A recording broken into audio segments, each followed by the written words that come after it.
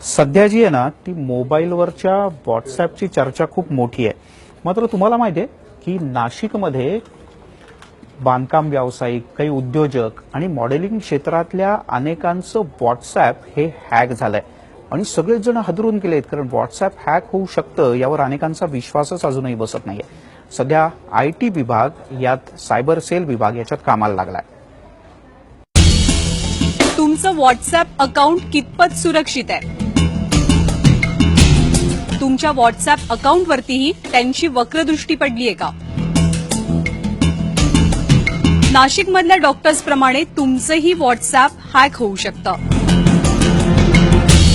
नाशिकमधल्या प्रसिद्ध डॉक्टर मनीषा रौंदळ आणि सारिका देवरे या दोघींचीही सध्या झोप उडाली आहे, कारण त्यांचं व्हॉट्सअॅप हॅक करण्यात आलंय. व्हॉट्सअॅपवरती येणारे अश्लील मेसेजेस आणि धमक्यांमुळे सध्या दोघीही पुरत्या हैराण झाल्यात. एका मैत्रिणीच्या नंबरवरनं आलेली एक लिंक फॉरवर्ड केल्यानंतर त्यांच्या मागे हे शुक्लकाष्ठ सुरू झालंय. व्हॉट्सअप कंपनीकडनं एक व्हॉइस मेसेज आला, म्हणजे कॉल आल्यानंतर, तर की ते एक ओटीपी नंबर मागत होते. तो मी फॉरवर्ड म्हणजे केला, पण माझं व्हॉट्सअप लगेच बंद झालं. आणि क्षणार्धात मला एका माझ्या फ्रेंडचा फोन आला की मॅडम तुम्ही काय हो, तुम्हाला काय पाहिजे, असे का बरं मेसेजेस पाठवताय? तर मला क्षणभर वाटलं, अरे मी काहीच मेसेज नाही पाठवला, उलट माझा व्हॉट्सअप पण आता बंद झालाय. नाही हो म्हणे, तुमच्याच याच्यावरनं आलाय. तर मलाही विश्वास बसेना. मी म्हटलं काय मेसेज आला सांग. नाही म्हणे, मी सांगू सुद्धा शकत नाही अशा प्रकारचा मेसेज आलाय. हॅकर्सनं मनीषा रौंदळ यांच्यासह त्यांची मैत्रीण डॉक्टर सारिका देवरे यांनाही लक्ष केलंय. मी ग्रुपवर टाकलं की सगळ्यांनी सावध राहा, ह्या मैत्रिणीचा नंबर हॅक झालेला आहे आणि ते आपल्याला सगळ्यांना त्रासदायक ठरू शकतं.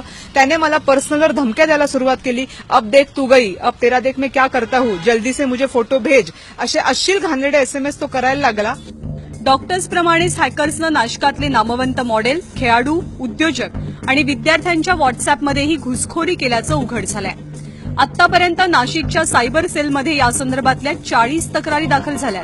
ज्यावेळेस ही जे याला कळतो, जे महिला आहेत ते विचारतात समोरच्या जे आहे की तुम्ही मला असा मेसेज का पाठवला, तर त्याचं म्हणणं असं असतो की मी कुठलाही मेसेज पाठवला नाही. अशी कंप्लेंट्स आमच्याकडे आलेली आहे आणि आतापर्यंत जवळपास 28 महिला आणि पुरुषांचे आम्ही जबाब नोंदवलेले आहे. याच्यात पुढची आमची इन्व्हेस्टिगेशन चालू आहे. केस ऑलरेडी काल आम्ही दाखल केलेलं आहे आणि ते आता पुढची कारवाई चालू आहे.